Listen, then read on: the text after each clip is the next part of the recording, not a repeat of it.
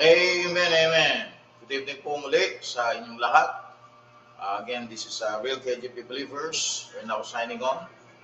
Magandang gabi po sa inyong lahat. So, we're going to deal with another book in the Minor Prophets. That is Obadiah. No? And the basic problem with the book of Obadiah is not the authorship, but the time of writing. Pagkat dito po ay may mga iba't ibang sabihin natin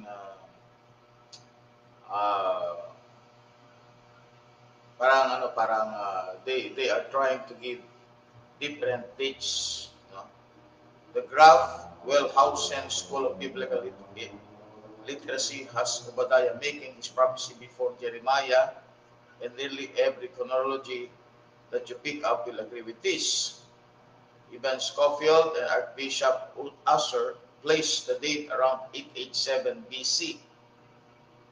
The reason for this kind of foolishness is so Jeremiah could borrow some of his prophecies. Jeremiah 49 verse 7 to 10 and Obadiah 5, 6, and 8. If Obadiah and Jeremiah occasionally match, so do Matthew and Mark. If Isaiah and Amos occasionally match, so do Jude and Simon Peter. So there is no problem with that. No? May mga talagang mga verses na nagmamatch. But we shall place Obadiah immediately following the destruction of Jerusalem, around 587, 580 BC. No? So this is after the destruction of Jerusalem, and we will explain why. No? Okay, explain why later on. So tayo po ay mag-pray muna, manalangin muna po tayo. Let us pray. Okay, tayo po ay manalangin, dakilang Diyos na malikha ng langit at lupa. Muli, Panginoon, maraming salamat sa oras po nito na ipinagkaloob niyo po sa bawat isa, especially, Panginoon, sa aming pong tagapagturo, na sa Panginoon ay niyo pong binigyan ng kalakasan na pisikal, at pwede po, Panginoon, sa oras po nito, bigyan niyo po siya ng wisdom sa aming pong pag-aaral sa libro po ng Obadiah. Nawa, Panginoon, patuloy na ito po ay maunawaan ng aming po mga tagapakinig ng sabihin, Panginoon, ito po ay kanila din po maituro sa kanila pong local church o sa kanila pong mga brethren. Maraming salamat po muli, Panginoon. Gabayan niyo po kami sa aming pong study sa Book of Obadiah. Ito po aking dalangin. In Jesus' name I pray. Amen. Amen. Thank you so much once again, no? Sa ating pong nag-lead ng prayer, Pastor Nick. Okay, again, we will continue. So why Obadiah was placed in the year 587 to 580 BC as the year of writing? Because ang pinaka-topic kasi po ng Obadiah is Edom, the pride of Edom. And Edom was judged by the Lord. It is because of their sin. In particular, sin nila is that after the captivity of the tribe of Judah, yung southern tribe ng Israel, ang kanilang ginawa po, imbis na sila po tumulong, instead of helping Israel, tanda natin, merong relationship yan, may bloodline relationship, no? Because Esau came from Jacob. Jacob is the son of Isaac, and Jacob is the grandson of Abraham. No? Abraham had a son, Isaac, and Isaac had a son named Jacob, at may brother siya na Esau. Esau became Edom. Jacob became Israel. So, yung tribe ng Edom, or sabihin natin Edomites, ay galing kay Isaac yun. So, but in the time of the captivity, when Nebuchadnezzar, the Babylonian Empire leader, destroyed Jerusalem, attacked and sieged Jerusalem, so ginawa po nila, they took the people from Judah, brought them to Babylon. Yung mga remains nito, tulad ng ilan ng mga natira, at some siguro mga natitirang mga ari-arian pa ng Israel, yun po yung inispoil pa. No? Yun ang niloot, ninakaw pa ng mga Edomites. So they attacked Judah after the captivity. They attacked the place, no? yung region ng Judah, and they took some of the people there in Judah and even brought them to their enemies, which is Babylon. So yun po yung essence ng Obadiah, no? Why God is using Obadiah to pronounce judgment upon Edom because of their sin of pride, dahil they are a military might, and also their sin of destroying the remains of Judah, the people in Judah. Okay?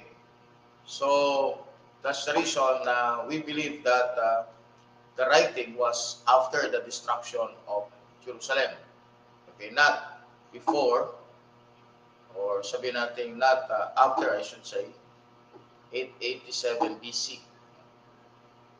Okay, so ito ay later date.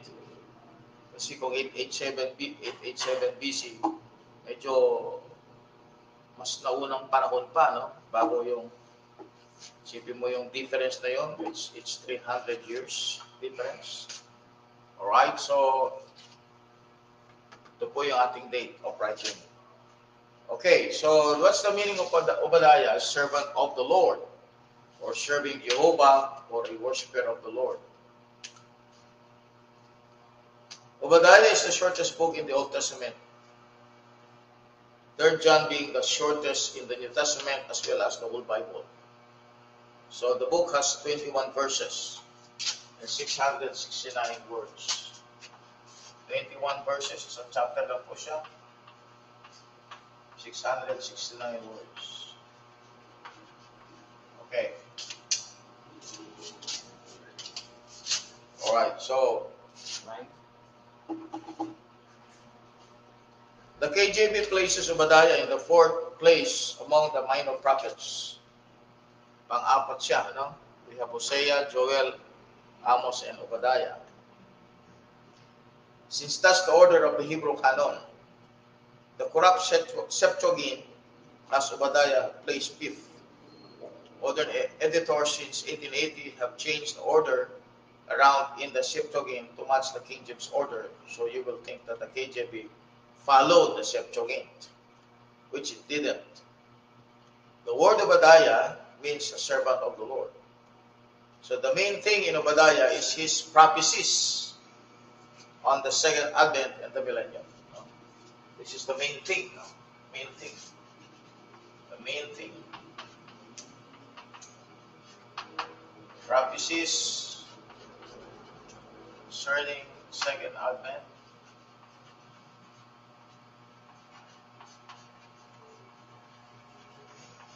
and the millennium.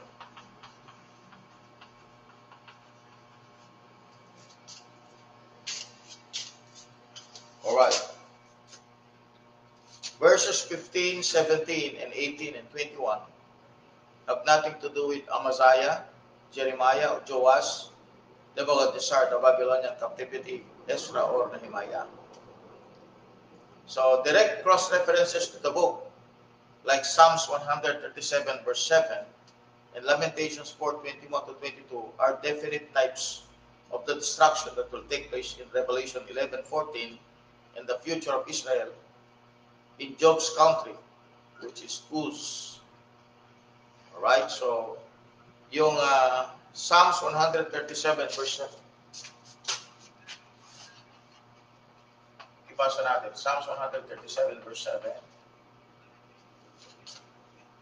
Psalms 137 verse 7, Lamentations 4:21 to 22. Psalms chapter 137 verse 7.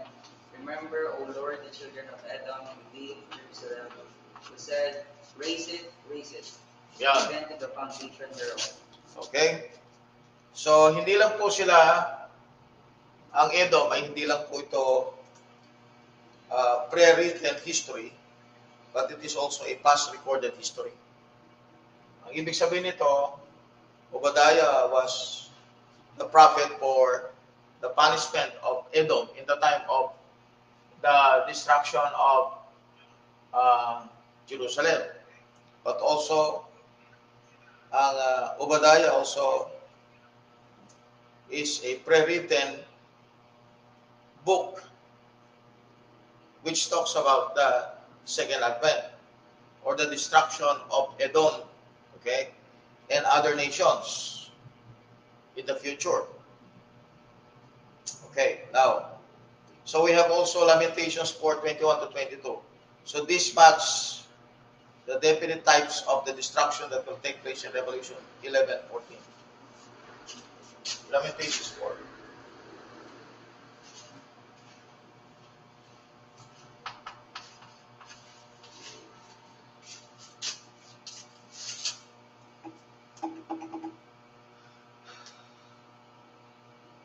Lamentations chapter 4, verse 21 to 22.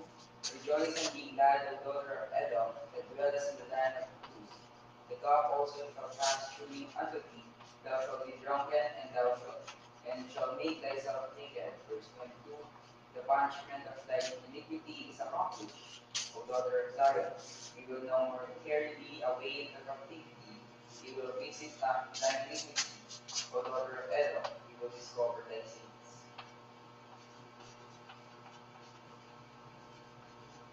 All right, thank you.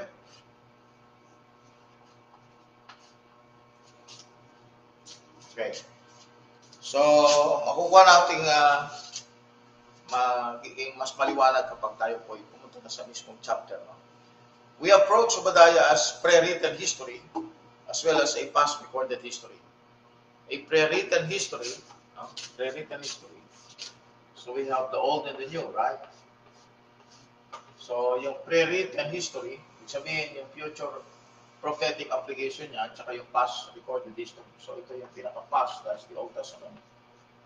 Okay? So ito yung future. No?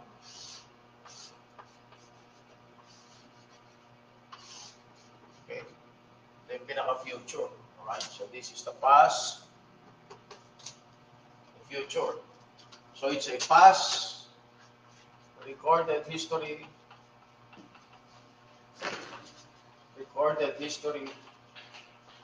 as well as pre-written history. Alright? It's a history written in advance. Just like many minor prophets, meron silang past application, historical application, at meron din silang prophetic application. So, ang Obadiah ay meron siyang prophetic application. So, yung kanyang future application dito sa panahon ito. In the time of the tribulation period and the second coming of Christ, and as well as in the millennium.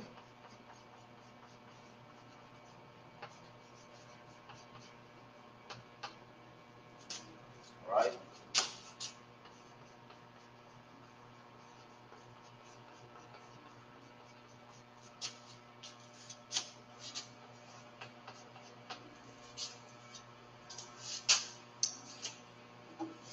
Okay. The passage on Edom in Isaiah 34 matches the book of Obadiah. That passage has been allegorized and spiritualized by every apostate scholar since Origen.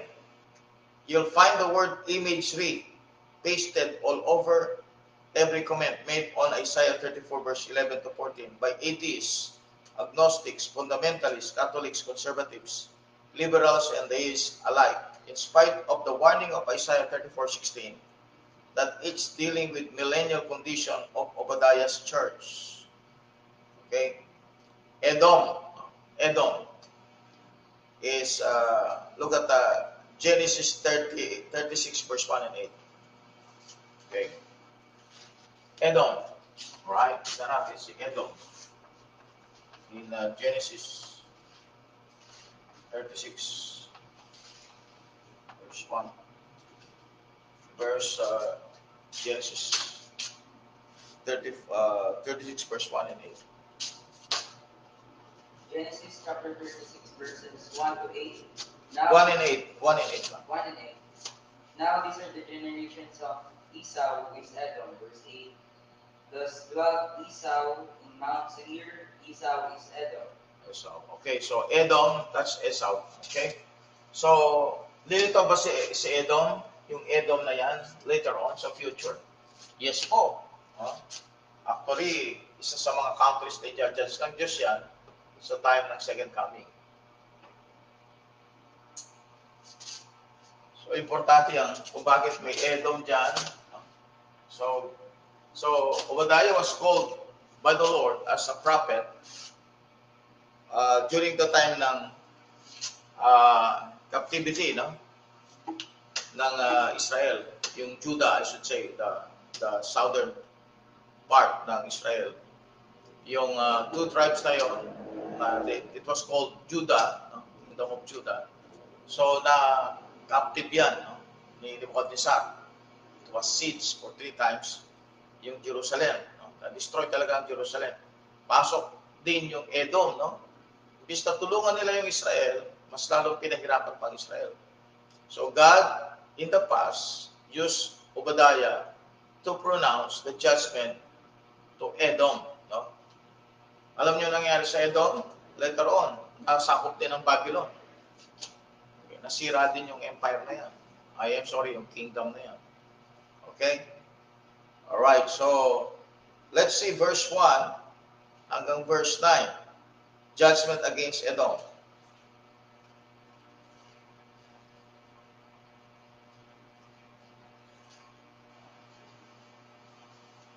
Okay, so tignan natin yung first part. Okay, judgment against Edom.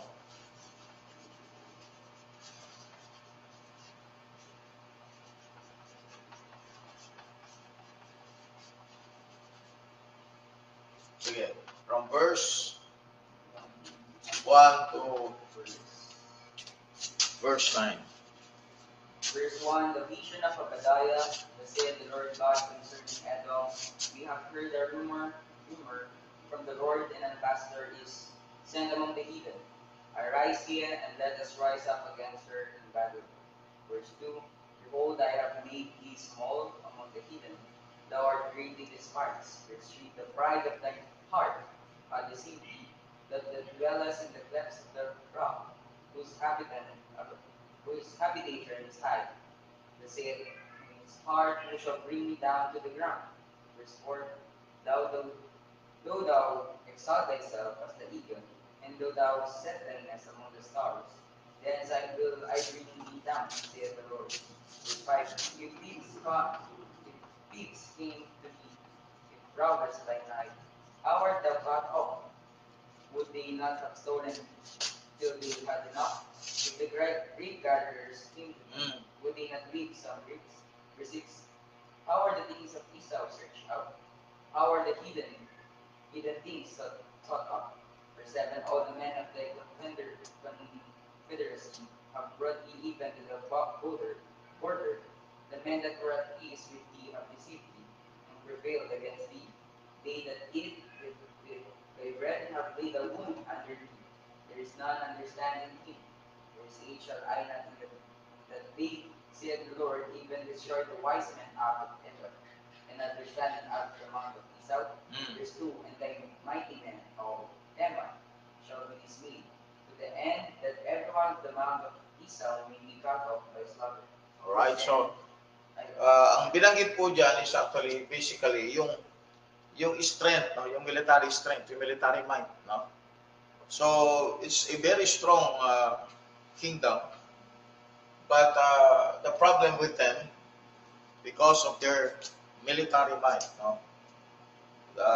They have may mga, sabi nga ng Bible, so verse 3, The pride of thine heart hath deceived thee, thou that dwellest in the clefts of the rock, whose habitation is high, that saith in his heart, who shall bring me down to the ground.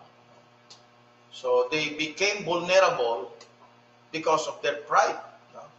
Ang isip nila, wala na silang wakas. They are so strong as a nation. But they became vulnerable because of the Lord's retribution to them. Ganyan din ang United States of America sa kasalukuyan. So they feel na hindi sila mababagsak o mawawasak. Who shall bring me down to the ground? But the nation, because of their pride, no, yung United States, because of their pride, they attracted the Lord's retribution. So, balang araw, ang Diyos mismo ang magbabagsak sa bansang ito. Okay? Though thou exalt thyself as the eagle. Alam niyo ba yung eagle, di ba? Pag pinag-usapan ng eagle, yan yung ibon na maraming nagagawa, makapangyarihan, sapagkat sa power niya, no? Sa paglipad niya, sa talas ng kanyang kaisipan and everything, marami po sa mga qualities. And though thou set thy nest among the stars, thence will I bring thee down, saith the Lord. Okay, so yan ang judgment ng Diyos sa nation ng Edom. Alright, itong kingdom na ito. No?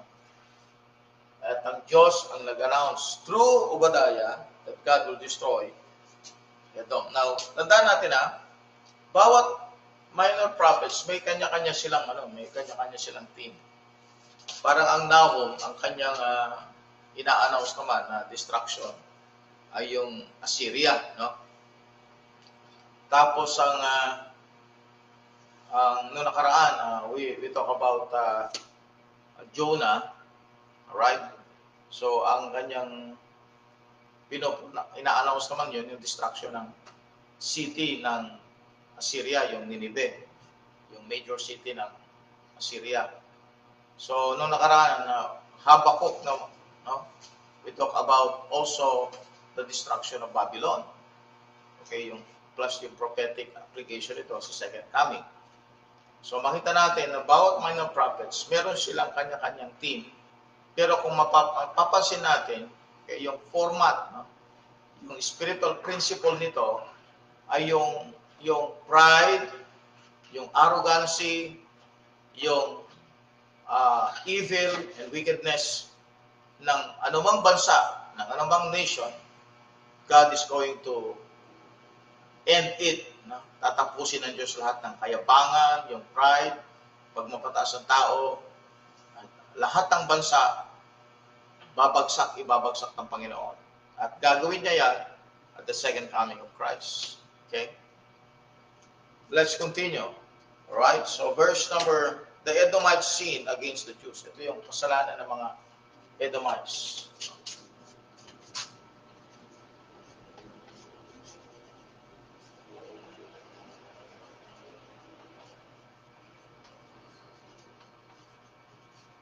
The Edomites sin against the Jews. Alright, so verse 10 tayo. From verse 10 up to verse 14. Verse 10, for thy violence against thy brother Jacob, shame shall cover thee, and thou shalt be cut off forever.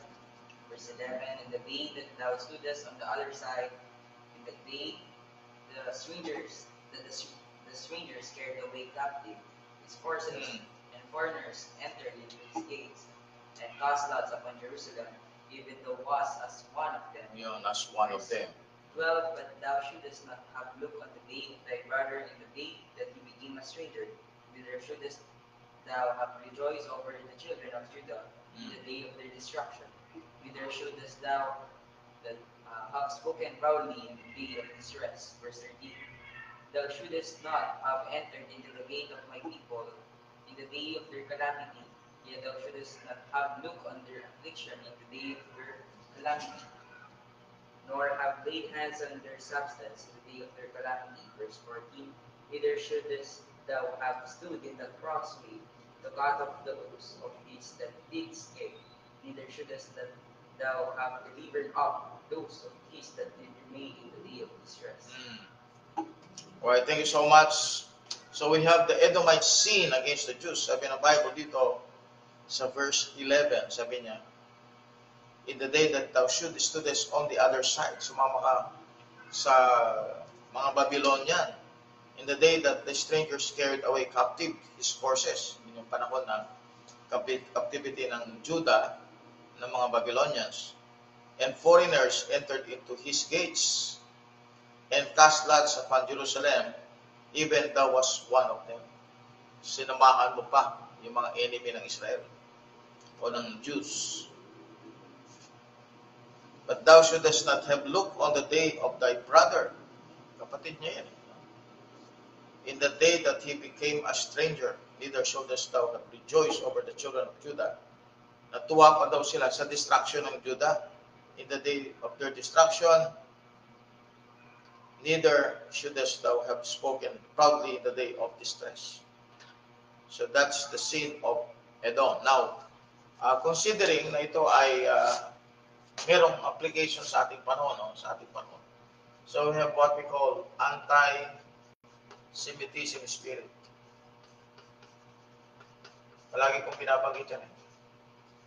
So maraming nation, they are against the Jews. Kasi ang Hudyo kasi, meron talaga siyang culture, no? At character. Tapos marami pa silang mga sabihin natin religious rituals nakakaiba sa maraming bansa. At higit pa sa kung bakit nagagalit ang mga tao because they are rich. Sa kanilang pagiging unique, no, na bansa, galit ang mga tao sa kanila, and even they said that the Jews is the reason why the world is poor. Pagkat ito mga Hudyo nito, sila yung mga nagnanakaw, no? But they are good in business, kaya mayaman sila. Okay, so merong tayong tinatawag na anti-Semitism spirit. And this is happening in the time of Nebuchadnezzar, and even the time na kung saan tinulungan ng Edom. Okay, yung word na Edom, actually, ang root word niyan sa Hebrew ay humanity or Adam, no? So makita natin, Edom represents the entire world who is laughing while the Jews are in distress. Diba, in World War II, walang tumatanggap sa kanila. Walang nation na gustong mag-open ng border para sa kanila. Except yung Pilipinas lang, panahon ng World War II, si Manuel Quezon. Kaya nangyari, karamihan sa mga Hudyo ay nangamatay. No? 6 million of them died in Europe. And many other things happened after that. And even our time, mga kapatid, ay araw-araw mayroong problema sa kanilang bansa. Because there is what we call anti-Semitism spirit. So Edom is actually a picture of those people who are against the Jews. Okay, so that's the Edomite sin against the Jews. Now look at the verse number 15 to 18, the Palestinians at the second advent.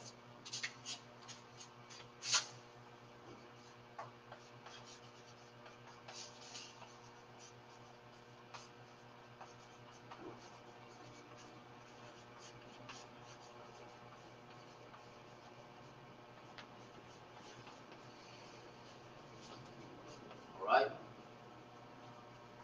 Okay, verse number 15.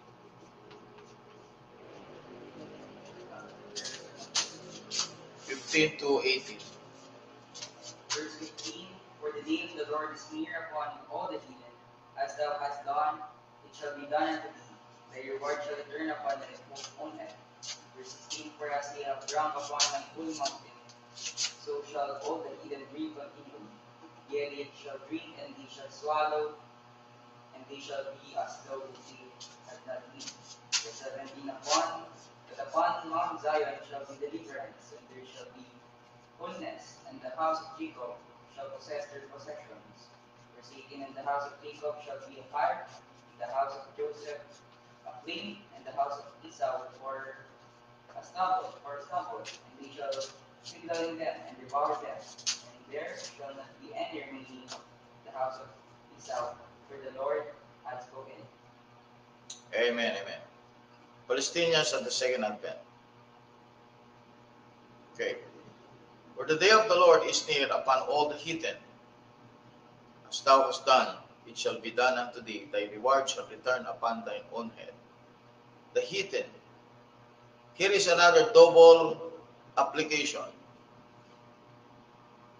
As we have seen throughout the prophets, everything after the colon can apply historically to the destruction of Jerusalem by Nebuchadnezzar. Verse number 11. Verse number 11. Ito yung destruction ni Nebuchadnezzar sa Jerusalem.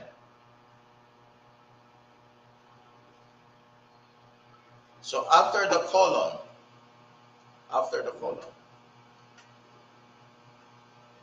can apply historically of the destruction of Jerusalem. Verse 11. But the day of the Lord sets the verse prophetically at the second advent. The day of the Lord. See that in verse 15? Habang sinasabi yung offense na ginagawa ng Babylon at saka Edom. Historical yun Pagdating sa verse 15, this is now pointing to the second advent, the day of the Lord, no? Ang day of the Lord, okay, or Lord's Day, sa Revelation chapter number 1, yung iba nagka-happy Lord's Day, no? Ang ibig sabihin ng Lord's Day, brad, tribulation period yun. No? The day of the Lord, that is equivalent to the day of the Lord. That is the second coming. Sets the verse prophetically at the second advent. Joel chapter 2 verse 1, Joel 3:14, Zephaniah 1:14 to 15, Malachi 4:5, and 1 Thessalonians 5 verse 1 to 5. So yan ang the day of the Lord. Okay? So yung verse 15 is now connected to the second advent. Ito na yan. No? Okay? Yung verse 15 ng Obadiah. Verse number 15. Day of the Lord. Okay. Let's continue now reading verse 19 up to verse 21. Okay. So ito naman yung Palestinians in the millennium.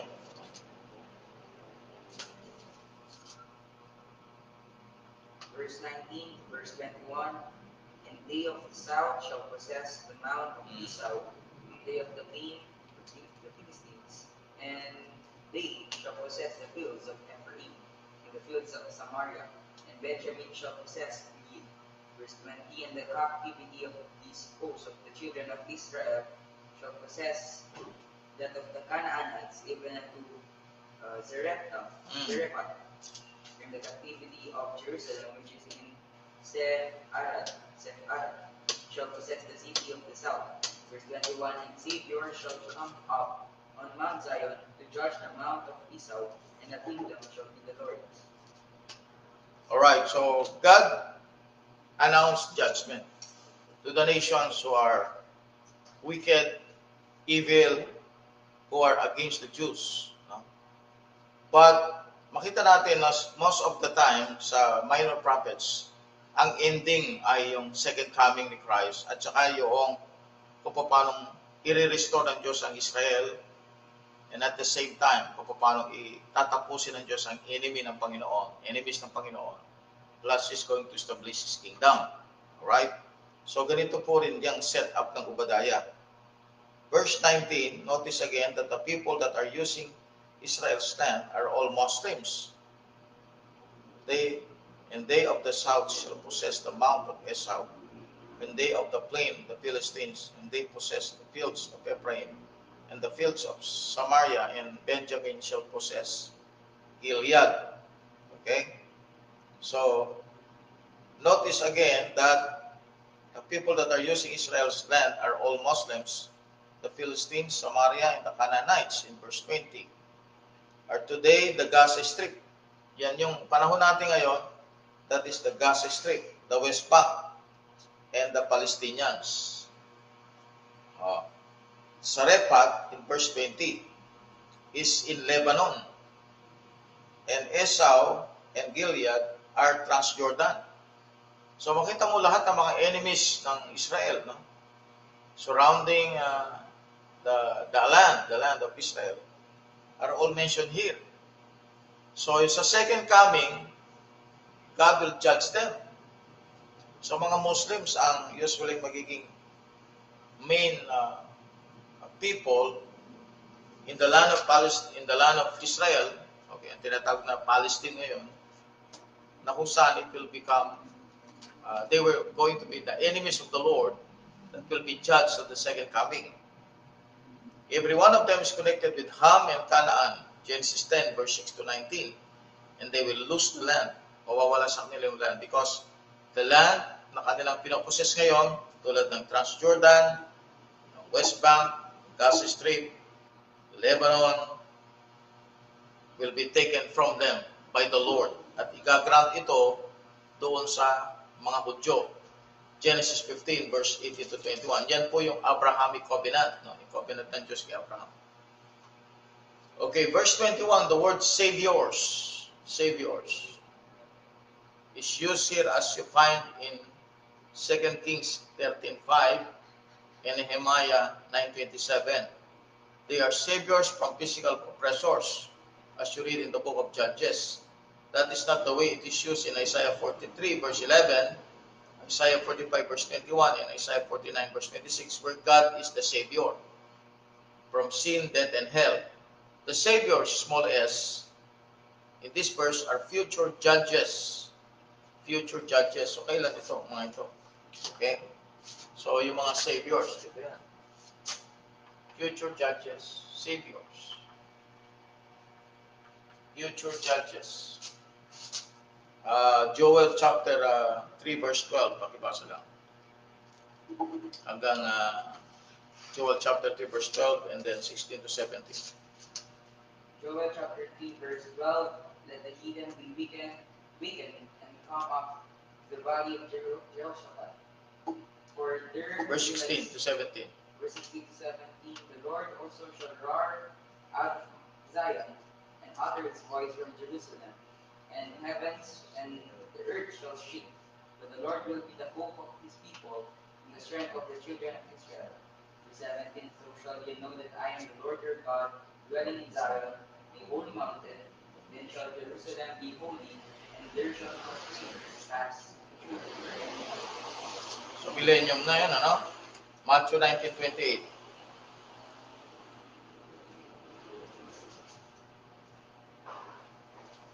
Matthew chapter 19, verse 28. And Jesus said unto them, Verily I say unto you that ye which follow me, in their generation when the Son of Man shall sit in the throne of his glory, ye also shall sit upon 12 thrones, judging the 12 tribes of Israel. Okay, Psalms 149, verse 5 to 9. Psalms chapter 149, verse 1 to 9. 5 to 9. 5 to 9. Let the saints be joyful in glory, let them sing aloud upon their beds. Verse 6, let the high praises of God be in their mouth, and a two-edged sword in their hand. Verse 7, to execute vengeance upon the heathen and punishments upon the people. Verse 8, to bind their kings with chains and their nobles with fetters of iron. Verse 9, to execute upon them the judgment written, dishonor of all the saints. Verse 3, say the Lord. Alright, okay. Sino yung mga saviors na yun? Mga judges, future judges. They are going to be like the angel of the Lord, no? Katulad ng Panginoong Jesus. Acts 27, verse 23, Galatians 4:14, cross-reference natin yan, Philippians 3:21, 1 John 3, verse 1 to 2. So, sino yung mga yun? Sila yung mga nag-glorified body sa panahon ng church age. Okay? Dinala ng Panginoon sa langit, kasama ng Panginoon sa second coming. They have the glorified body. Alright? And they're going to rule with the Lord Jesus Christ for 1,000 years. They're called the saviors, future judges. And these are Christians in the time of the church age that will be that will receive their inheritance in the millennium. So they will reign with Christ 1,000 years. They're going to be the judge. Sa Bible, ang mga Christian ay judge sila. They're going to judge angels even in the white throne judgment. Okay? So, yan po ang Obadiah. Hopefully na nagkaroon po kayo ng konting kaalaman ngayong gabi, no? Patungkol po sa aklat po ng Obadiah. At yan po yung introduction para sa inyo para po yung po ng start up to study more about this book. Amen. Okay. Alright, so tayo po ay manalangin na. Pastor Nick, lead us in prayer. Si Mark Logic and ito. Sige, may question siya. Sabi niya, Zionism is a false doctrine. It's wrong to say that all Jews will be saved during the tribulation. God is not a respecter of persons. Sariling ano niya, sariling idea niya yan. That's his idea, no? Hindi naman siya nagbibigay ng tanong. That's his idea. Common yan sa hindi naniniwala sa right division. Okay. So, yun lang. Hanggang doon lang. Opinion niya yun eh. He has his own right for his opinion. Yeah. Okay, tayo na po ay manalangin. Let us pray, dakilang Diyos na malikha ng langit at lupa. Muli, Panginoon, maraming salamat sa napakagandang pag-aaral ng iyong mga salita. Yes, Lord. Panginoon, ang pag-aaral po nito ay lubos pong naunawaan ng mga tagapakinig, Panginoon. At nawa, Panginoon, lubos pa po nilang maunawaan ang ganito pong pag-aaral. Patuloy, Panginoon, gabayan niyo po kami sa mga susunod na araw na aming pong pag-aaral ng iyong salita. Pwede po sa aming pong pastor, patuloy na ingatan niyo po siya, bigyan ng kalakas at pisikal at ng wisdom every time na siya po ay nagtuturo ng ganito pong pag-aaral ng iyong Yes, Lord. Maraming salamat po muli kung aking dalangin. In Jesus' name I pray. Amen. Amen. Okay. Thank you so much for watching. Maraming pong salamat sa mga nanonood. Amen. Thank you for giving us your time, no? Para po makasama namin ngayon, no? Salamat po sa mga nag-comment. Salamat din po sa mga may naging tanong, no? May naging tanong man. Salamat din po sa mga nagkaroon ng sarili nilang opinion, no? Sariling opinion po niyo. Yeah. Alright, that is your opinion. Okay, so tayo muna po ay mag-shoutout sa lahat po ng mga sumubaybay at patuloy po na tumatangkilik ng ating pong programa. Shoutout po sa lahat po ng mga nag-heart react, kay Alvin Santander, kay Ramon Candelaria, kay Niira, kay Kedel Dololasa, Grande Panyaka Panilag, kay Fatima Bartolo, Job Clar Bitoon, kay Karina Tolentino Gregorio, Marie Jean Pilarca, kay Manny Manarang, Lou Marie, kay Sister Sofia de los Reyes, kay Brother Ranel Clark Tavios, kay Sister Mariel Castañeda, Pastor Nolan Maroto, kay Brother Jocelyn Asam, Pastor John Villanueva, Pastor Christian Cunanan, Brother Luis Antonio Sia, Sister Nolan May Francisco Apelena, Pastor Manuel Soriano, Brother Christian Paulo Arelia, kay Sister Gemma Ermitaño, at gadi po kay Sister Caliana Rose Gonzales Nicolas, kay Brother Arjen Capili Pascual, kay Seth Danieles, kay Inesia, kay Ning Gregorio Tolentino, kay Sister Marina and Pastor Arwin Valdez, kay Sister Joan Maroto.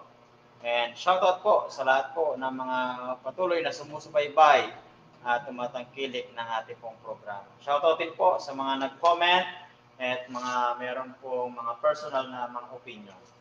Okay, so maraming salamat po. Tayo po. Shoutout po sa inyo pong lahat. Okay, please like, share, and follow our Facebook page. Gaya na din po sa ating YouTube channel. Paki-subscribe na po. Kung hindi pa kayo nakapag-subscribe, nang sa gayon kayo po ay maging updated sa lahat po ng ating latest videos. Okay, once again, good morning, good afternoon, and good evening. Real KGB Believers now signing off.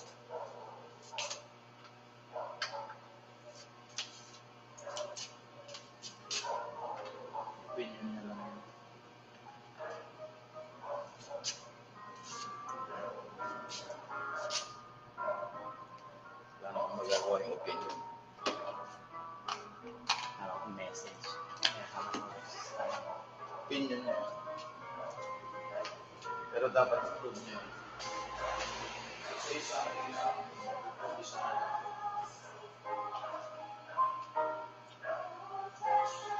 The earth in His hand, who created a starry host and formed the earth at His command, who scatters lightning before Him, commands the rain and snow to fall, who makes the nations tremble, who is Lord over all. He is almighty,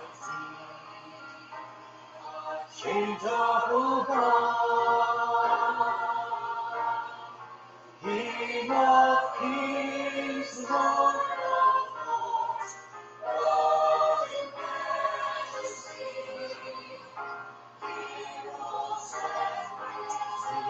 Rules and reign for all eternity.